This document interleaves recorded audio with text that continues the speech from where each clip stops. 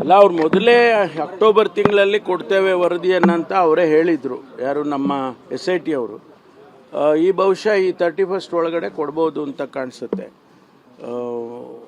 31st ಒಳಗಡೆ ಎಲ್ಲಾದರೂ ಕೂಡ ಪ್ಲಸ್ 1 or 2 ಡೇಸಲ್ಲಿ ಕೊಡ್ತಾರೆ ಅಂತ ಅಂದ್ಕೊಳ್ತೀನಿ.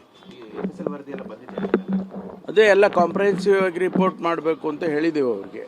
ಫೈನಲ್ ಅಂತಿಮವಾಗಿ ವರದಿಯನ್ನು ಕೊಡಬೇಕು ಅಂತ ಹೇಳಿದ್ದೇವೆ. ಅದನ್ನು ಬಹುಶಃ ಅವರೇ ಹೇಳಿದಾಗೆ ಅಕ್ಟೋಬರಲ್ಲಿ ಕೊಡ್ತೀವಿ ಅಂತ ಹೇಳಿದರು ಅವರು. ಅಕ್ಟೋಬರ್ ತಿಂಗಳಲ್ಲಿ ಮುಗಿಯುತ್ತೆ ನಮ್ಮದು ಕೆಲಸ ಎಲ್ಲ ಅಂತ. ಬಹುಶಃ ಸಖತ್ ಖಾರ, ಬಣ್ಣ ಮತ್ತು ರುಚಿ ಆಚಿ ಚಿಲ್ಲಿ ಪೌಡರ್. ಅವರು FSL ರಿಪೋರ್ಟ್ಸು ಮತ್ತು ಬೇರೆ ಬೇರೆ ಅನಾಲಿಸಿಸ್ ಏನೇನು ಮಾಡಬೇಕಿತ್ತು, ಕೆಮಿಕಲ್ ಅನಾಲಿಸಿಸು ಅದೆಲ್ಲ ಮಾಡಿಕೊಂಡು ಅವರು ಕೊಡ್ತೀವಿ ಅಂತ ಹೇಳಿದರು. ಯಾಕೆಂದರೆ ಆ ಬೋನ್ ತೆಗ್ದ್ರಲ್ಲ, ಅದೆಲ್ಲ ಅನಾಲಿಸಿಸ್ ಮಾಡಬೇಕಲ್ಲ, ಕೆಮಿಕಲ್ ಅನಾಲಿಸಿಸ್ ಮಾಡಿ ಕನ್ಕ್ಲೂಡ್ ಮಾಡಬೇಕು. ಅದನ್ನೆಲ್ಲ ಮಾಡಿ ಕೊಡ್ತೇವೆ ಅಂತ ಹೇಳಿದ್ದಾರೆ. ಬಹುಶಃ ಈ ತಿಂಗಳ ಕೊನೆಯಲ್ಲಿ ಕೊಡ್ಬೋದು.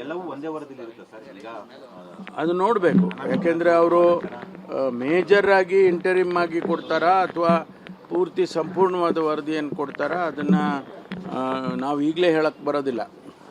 ಸರ್, ಆಮೇಲೆ ತಿಮ್ಮರೋಡಿ ಅವರಿಗೆ ಮತ್ತೆ ನೋಟಿಸನ್ನು ಇಶ್ಯೂ ಮಾಡಲಾಗಿದೆ. ಇಲ್ಲ, ಅವರು ಒಂದೊಂದು ಕಂಪ್ಲೇಂಟ್ಸು, ಪ್ರಕರಣಗಳು ಬಂದಾಗ ಕಂಪ್ಲೇಂಟ್ ತಗೊಂಡು ಅವರು FIR ಮಾಡಲೇಬೇಕಲ್ಲ, ಅದನ್ನು ಮಾಡ್ತಾರೆ.